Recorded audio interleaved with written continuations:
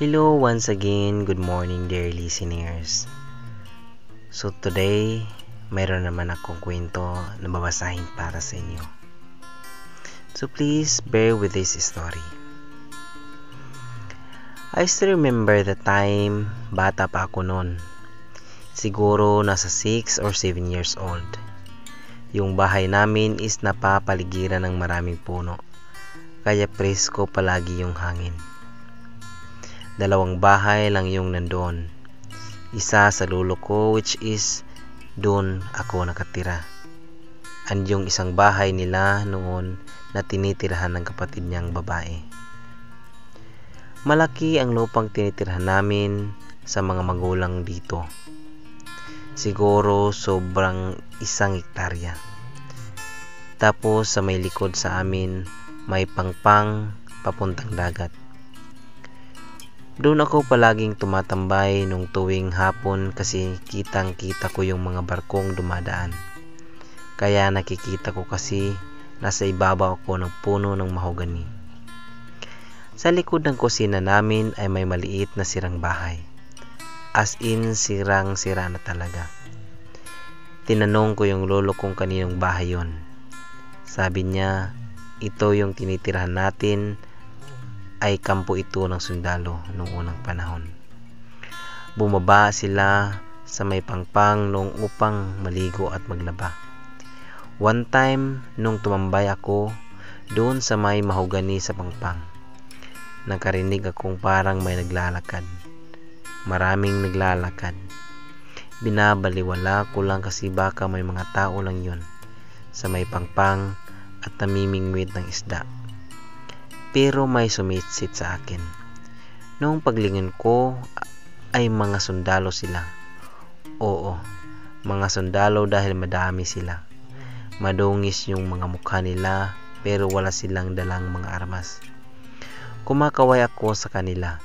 Bata pa ako nun kaya parang wala akong muwang. Kumaway rin sila sa akin. Hindi sila nagsasalita.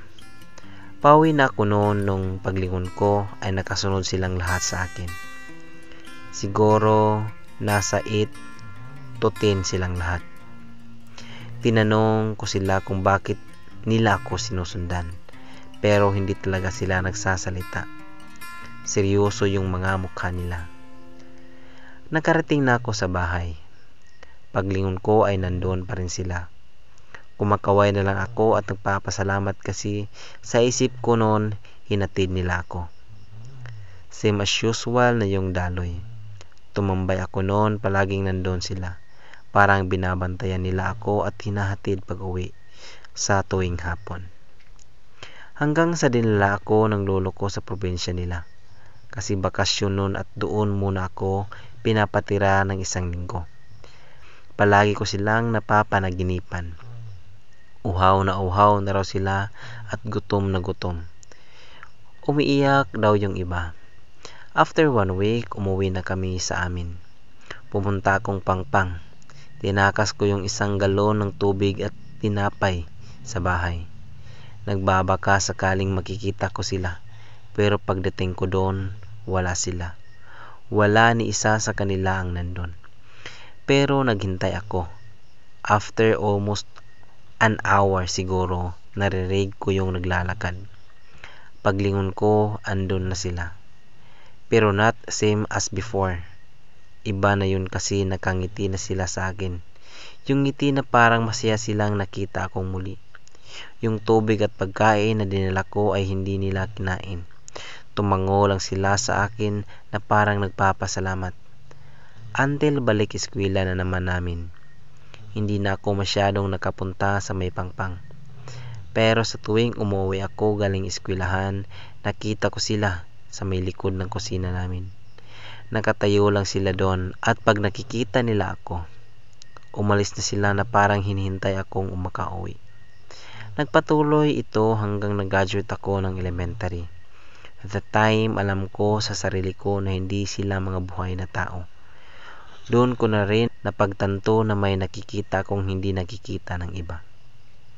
Sinabi ko rin kina lolo at lola yung about sa mga sundalo. At sinabi nila mga kaibigan ko raw yon at binabantayan ako. Pero sabi nila bata pa ako noon kaya siguro kung ano-ano lang ang nakikita ko. Hindi ko na sila nakikita simula nung mag-high school ako. Ako kasi busy na sa school. Sa tuwing umuwi ako, wala na rin sila doon. Fast forward tayo to make it short kasi mahaba-haba itong istorya na to. Napanaginipan ko sila before my graduation in college. Kompleto sila, mga puro nakangiti at nakasundalo habang nakasaludo sa akin. Pagising ko, iyak ako ng iyak. And I don't know the reason why, siguro dahil matagal ko na silang di nakikita. Fast forward after my graduation, napanaginipan ko ulit sila. Pero this time ay kasama na nila si tatay, papa ng lulo ko. Isang komandante si tatay noon sa mga sundalo. Ikinikwento lang din sa akin ni lolo. Nakangiti na silang lahat at sobrang saya nila. Napakarami nila at nakasaludo sila lahat sa akin. Pagkatapos noon, kumaway sila at umalis. That was the last time nakita ko sila. Sa panaginip ko na lang sila nakikita. Siguro ginagabayan nila ako. Siguro alam nila kung ano ang mararating ko sa buhay. Hindi ko makakalimutan yon. And by the way, isa na ako sa Philippine Army ngayon. I am now 28 years old. And this story is more than a decade na. Kung sino man kayo, maraming salamat. Hindi ko kayo malilimutan. I snappy salute to all of you in heaven. Also kay tatay. I miss you and please always guide us. Thank you for listening, dear Kuya Rav listeners.